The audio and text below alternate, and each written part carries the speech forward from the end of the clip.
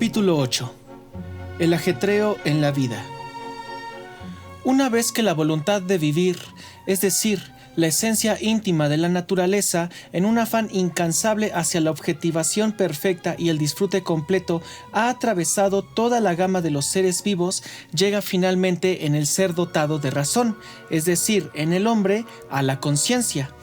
Aquí el asunto comienza a inquietarla. Se le impone la pregunta sobre de dónde y para qué es todo lo existente, y principalmente si el esfuerzo y la penalidad de la vida y su afán se verán recompensados. Solo en apariencia, los hombres son tirados hacia adelante, en realidad son impulsados desde atrás. No es que la vida no atraiga, sino que la necesidad los compele hacia adelante. Siempre constituye solo una excepción el que el curso de una vida sufra una alteración por el hecho de que, de un conocimiento independiente del servicio de la voluntad y dirigido a la esencia del mundo en cuanto tal, se infiere o bien la exigencia estética de adoptar una actitud contemplativa o bien la exigencia ética de renunciar. A la mayoría de las personas, la miseria los arrastra a empujones por la vida, sin dejarlos recuperar el juicio. Por el contrario, se inflama a menudo la voluntad del tal modo que sobrepasa con creces la simple afirmación del cuerpo en grado sumo, así que se manifiesta entonces en encendidos efectos y violentas pasiones, en las que el individuo no solo afirma su propia existencia, sino que llega a negar la de los demás e intenta eliminarla ahí donde le obstaculice el paso. Al que vive inmerso en el vértigo de las ocupaciones o los placeres, sin meditar nunca sobre su pasado, y tan solo va devanando su vida sin cesar, se le escapa el sentido claro de las cosas, y cierta confusión irrumpe en sus pensamientos, como mostrará pronto lo abrupto, fragmentado y, por decirlo así, despedazado de su conversación. Y este es tanto más el caso cuanto mayor sean las perturbaciones exteriores y la cantidad de impresiones y menor la actividad interior de su espíritu. La vida, con sus contrariedades pequeñas, medianas y realmente grandes, las de cada hora, cada día, cada semana, cada año, con sus esperanzas defraudadas y sus incidentes accidentales que frustran cualquier planificación, porta de manera tan clara el sello de algo de lo que ya no tendremos ganas que resulta difícil comprender cómo es posible que no nos hayamos percatado de ello y nos hayamos dejado convencer de que la vida está ahí para ser disfrutada con agradecimientos y que el hombre existe para ser feliz. Y es que, antes bien, este continuo engaño y desengaño, así como la cualidad general de la vida, se presentan como algo destinado a propósito a despertar el conocimiento de que nada vale nuestro afán, nuestro esfuerzo ni nuestra lucha, que todos los bienes son mínimos, el mundo acaba por todas partes en bancarrota y que la vida es un negocio que no cubre los gastos. Todo ello para que nuestra voluntad sea parte de ella. Resulta que en la vida de los hombres, como ocurre con cualquier mercancía de mala calidad, el lado exterior se halla cubierto de una falsa pátina. Aquello que está sufriendo siempre se oculta. En cambio, aquello que sirve para recabar pompa y esplendor se expone a la vista, y cuanto menos alegría se tenga interiormente, tanto más se deseará aparecer ante la opinión de los demás como un ser afortunado. Tan lejos llega la necesidad y la opinión de los demás será el objeto principal del afán de cada cual. Por mucho que la total nadería de estas ansias se manifiesta en el hecho de que en casi todos los idiomas la vanidad, vanitas, signifique originalmente vacuidad y nimiedad. Por mucho que las penas grandes y pequeñas llenen la vida de los hombres y la mantenga en constante agitación y movimiento, no logran ocultar la insuficiencia de la vida para colmar el espíritu, lo güero e insustancial de la existencia o excluir el tedio que siempre está dispuesto a rellenar cualquier pausa que dejen las preocupaciones. Esa es la causa de que el espíritu humano, al cual las preocupaciones, penalidades y trabajos que le depara el mundo real aún no le bastan, se cree, además, un mundo imaginario bajo las formas de innumerables supersticiones, se ocupe de él de las más diversas maneras y le dedique tiempo y esfuerzos, tan pronto como el mundo real le concede la calma para lo que no está preparado en absoluto. No pretendo hablar aquí de salvajes, cuya vida a menudo solo está un escalón por encima de la de los monos encaramados a los árboles. Antes bien, figurémonos, por ejemplo, a un descargador del puerto de Nápoles o Venecia, y contemplemos el curso de su vida desde el principio hasta el fin. Impulsado por la miseria, llevado por la propia fuerza, alivia con su trabajo la necesidad del día y hasta de cada hora. Realiza grandes esfuerzos, en constante tumulto y con mucha necesidad. Carece de toda preocupación ante el porvenir. Se permite un descanso reparador tras la extenuación. Protagoniza muchas peleas con otros. No tiene nada de tiempo para reflexionar.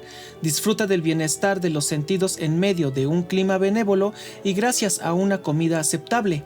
Y finalmente, como elemento metafísico, siempre algo de la tremenda superstición infundada por la Iglesia. En total, vive en un estado apenas consciente en el que se deja llevar, o mejor dicho, en el que se ve arrastrado. Este sueño confuso y agitado constituye la vida de millones de personas. Con tales ejemplos se hace evidente que hay una desproporción entre los esfuerzos y las penalidades de la vida y la utilidad o ganancia de la misma.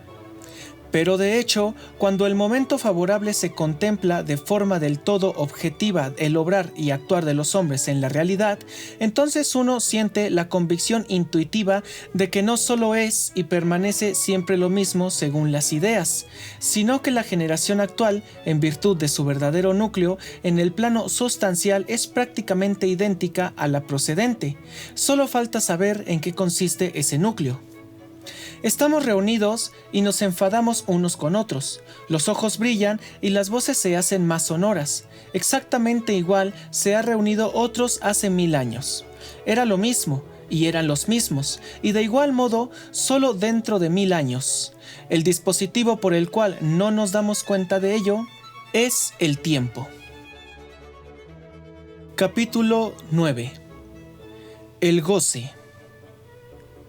Se suele considerar la juventud la época feliz de la vida, mientras que la vejez se dice que es la fase triste. Eso sería cierto si las pasiones nos hicieran felices. Estas son las causas de que la juventud sea zarandeada de acá para allá, con poca alegría y mucho dolor, y la fría vejez la dejan en paz, y de pronto ésta adquiere un aire contemplativo, pues el conocimiento se hace libre y obtiene la preeminencia. Ahora bien, como éste en sí mismo carece de dolor, la conciencia, por cuanto más predomine en ella el conocimiento, se vuelve cada vez más feliz. En la vejez se sabe mejor cómo prevenirse de las desgracias, en la juventud cómo soportarlas. Basta con imaginar que todo placer es de naturaleza negativa y el dolor positiva, para comprender que las pasiones no pueden hacernos felices y que la vejez no es digna de lástima por el hecho de verse privada de algunos placeres, pues cada placer no consiste sino en silenciar una necesidad. Entonces, que al acallar esta desaparezca también aquel, es tan poco lamentable como lo es el que uno no pueda comer más después de levantar los manteles y deba permanecer despierto después de haber dormido placenteramente una noche entera. Con mucho mayor acierto considera Platón la vejez como la época feliz, en cuanto que en esta nos hallamos liberados ya del impulso sexual, que hasta entonces nos altera sin cesar. Incluso podría afirmarse que los variados e innumerables antojos que el impulso sexual genera y las afecciones de que ellos resultan producen una constante y suave locura en el hombre mientras se encuentre bajo la influencia de esta pulsión y este demonio, del cual se halla siempre poseído, de modo que solo tras la disolución de dicho impulso se vuelve completamente razonable. Las necesidades principales de la vejez son la comodidad y la seguridad. De ahí que en la vejez se ame sobre todo el dinero, como sustituto de las fuerzas faltantes. Luego, las alegrías de la mesa sustituyen las del amor. En lugar de la necesidad de ver, viajar y aprender, hacen su aparición las de enseñar y hablar. Pero es una dicha cuando al anciano le queda el amor por el estudio, la música e incluso el teatro. Toda satisfacción, o lo que por lo común llamamos dicha, es propia y esencialmente algo siempre negativo y nunca positivo. No se trata de una felicidad genuina que venga a nosotros por sí misma, sino que ha de ser siempre la satisfacción de un deseo. Pues el deseo, es decir, la carencia, es la condición previa a cualquier placer. Ahora bien, con la satisfacción se determina el deseo y en consecuencia también el placer. De ahí que la satisfacción o la felicidad nunca puedan ser más que la liberación de un dolor, de una necesidad. Así, hay que entender no solo el sufrimiento real y evidente, sino también cada deseo cuya inoportunidad perturba nuestra calma, e incluso el tedio mortal que convierte en una carga nuestra existencia. Ahora bien, alcanzar y mantener algo es harto difícil. Cada intención se topa con un sinfín de dificultades y esfuerzos, y a cada paso se suceden los obstáculos. Pero cuando finalmente todos los impedimentos han sido superados y se han alcanzado de lo que se pretendía, lo que se ha logrado nunca puede ser otra cosa que la de un ser librado de un dolor o un anhelo, y por consiguiente uno no se encuentra sino en la misma situación que antes de que éste apareciera. Únicamente la carencia, esto es, el dolor, nos es dado siempre de manera inmediata, pero la satisfacción y el goce solo podemos reconocerlos de forma mediata, por el recuerdo del dolor y la privación precedentes, que cesaron con su aparición. De ahí que no tengamos en lo que valen los bienes y beneficios que realmente poseemos ni los apreciamos, sino que pensemos que ha de ser así, porque estos satisfacen siempre de manera negativa, alejando el dolor. Solo una vez los hayamos perdido, logramos percibir su valor, pues la carencia, la privación, el dolor son lo positivo, lo que se anuncia de inmediato. Por esta razón, experimentamos alegría al traer a la memoria situaciones pasadas de necesidad, enfermedad, penuria y similares ya superadas, pues ese es el único medio de saborear los bienes presentes. La vida del hombre fluye incesante entre el querer y el alcanzar. El deseo es, por naturaleza, dolor. Satisfacer el deseo acarrea de inmediato saturación. La meta era solo una apariencia. La posesión anula el estímulo. El deseo y la necesidad vuelven a hacer su aparición bajo una nueva forma. Y si no ocurre así, entonces aparece la monotonía, el vacío, el tedio, contra los cuales es tan doloroso luchar como contra la necesidad, que el deseo y la satisfacción que sucedan uno tras otro sin mucha dilatación ni gran intervalo reduce el dolor que ambos nos producen a la mera escala y hace la vida más feliz. Pues aquello que uno en otras circunstancias calificaría como la parte más hermosa, las alegrías más puras de la vida, aunque también sea solo porque nos saca de la existencia real y nos transforma en observadores de la misma sin que participemos en ella, es decir, el puro conocimiento que permanece ajeno a cualquier querer, el disfrute de la belleza, la verdadera alegría ante el arte, todo ello, pues que requiere una disposición singular, se haya reservado a muy pocos e incluso a estos les es dado solamente a modo de un sueño pasajero, y entonces ocurre que esta potencia intelectual más elevada hace a estos pocos más sensibles a dolores incluso más intensos de los que los necios pueden sentir jamás, y los convierte además en solitarios entre seres marcadamente diferentes a ellos, de manera que incluso esta parte más hermosa queda liquidada. Pero a la mayor parte de la humanidad no les son accesibles los placeres meramente intelectuales. Para el goce que reside en el puro conocimiento son casi del todo incapaces. Están por completo remitidos al querer. Ahora bien, si la vida, en cuyo anhelo consiste nuestra esencia y existencia, tuviera un valor positivo y un contenido real en sí misma, entonces no podría haber tenido alguno, sino que la mera existencia en sí misma debería llenarnos y satisfacernos.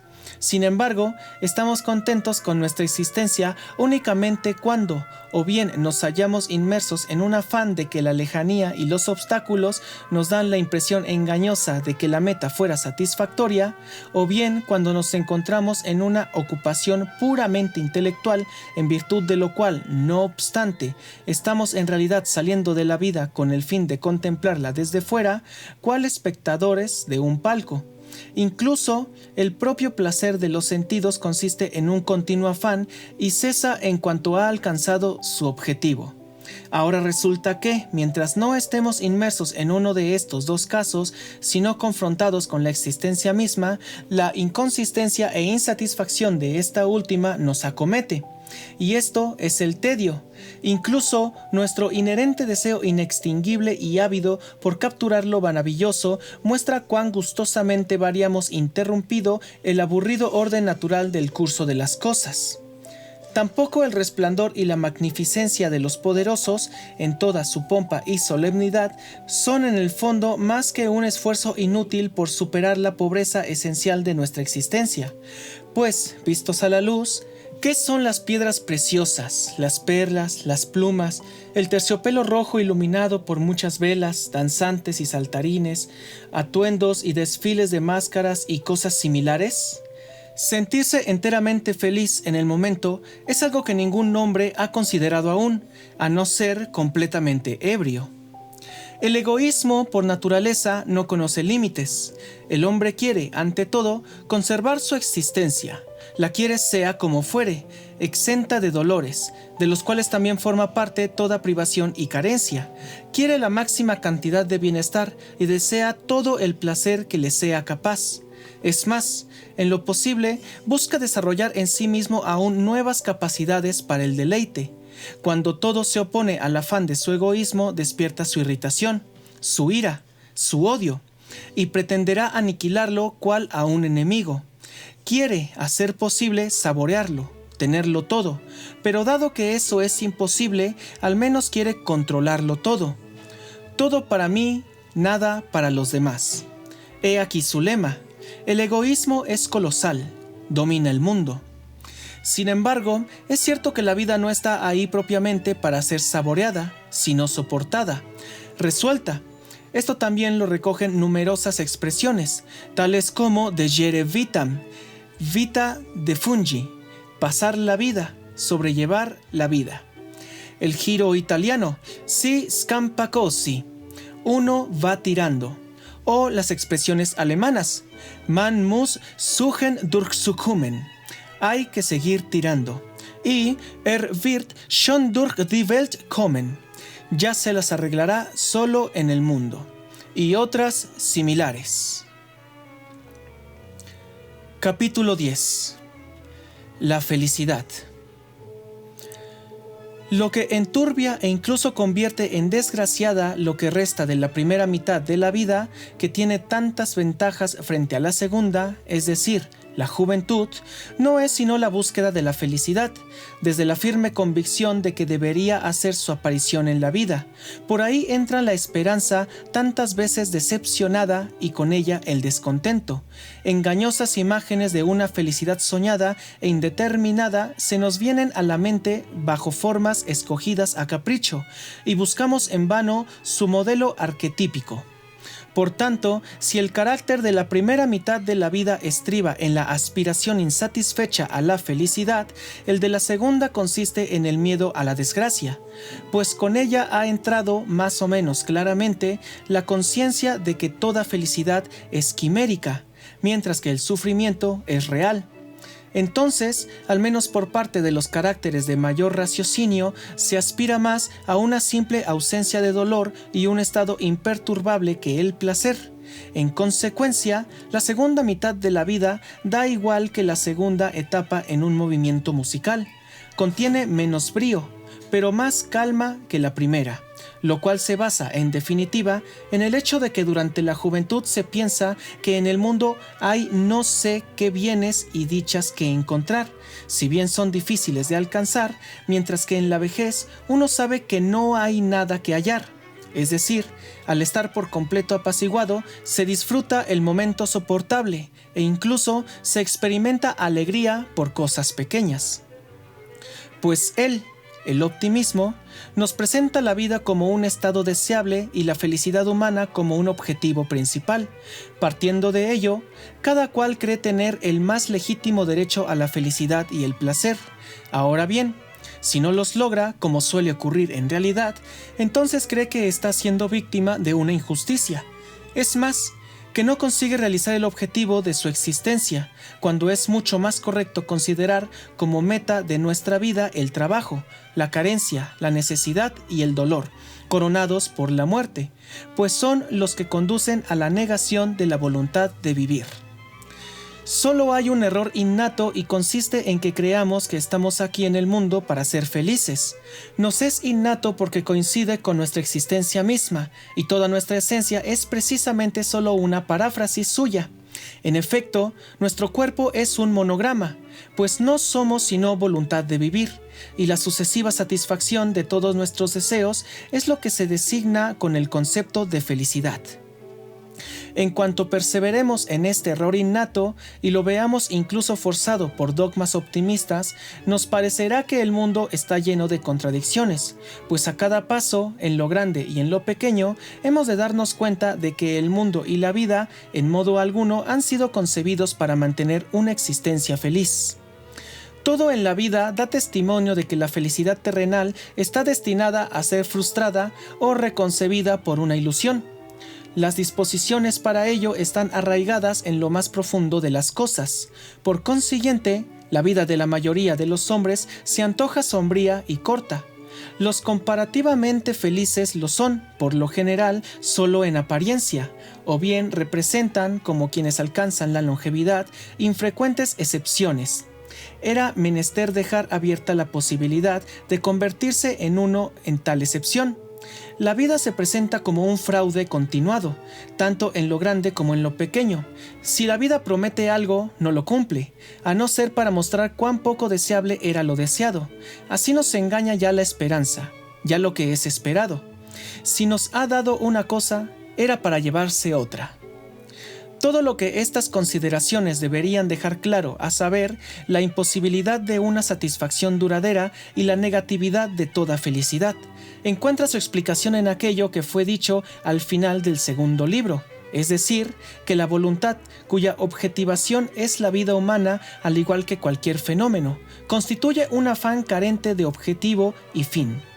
La impronta de la carencia de felicidad la encontramos también en todas las partes de su manifestación global, desde la forma más general de esta, pasando por el tiempo y el espacio sin fin, hasta la más perfecta de todas las manifestaciones, a saber, la vida y el afán de los hombres. Nadie es feliz, sino que anhela durante toda la vida una supuesta felicidad, que raramente alcanza, y cuando lo hace, es solo para verse decepcionado. Por norma general, al final cada cual llega al puerto haciendo agua y desbordando, y entonces resulta completamente indiferente si fue feliz o infeliz, en una vida que no fue más que un presente fugaz y que en ese momento llega a su fin. Que toda felicidad es de naturaleza negativa y no positiva, que por tanto no puede procurar ninguna satisfacción ni dicha duradera, sino que siempre solo remedia un dolor o una carencia, a lo que después seguirá o un nuevo dolor o también languor, languidez, una añoranza vacía y el tedio. Esto se comprueba también en aquel fiel reflejo de la esencia del mundo y de la vida que es el arte, especialmente en la poesía. Conviene que intentemos conseguir ver lo que poseemos de la misma manera que lo veríamos si no fuera arrebatado, sea lo que sea, propiedad, salud, amigos, amante, mujer e hijo. La mayoría de las veces apreciamos su valor solo cuando lo hemos perdido. Si lo logramos, entonces, primero, su posesión real nos hará de inmediato más felices, y segundo, trataremos de todas las maneras de prevenir la pérdida.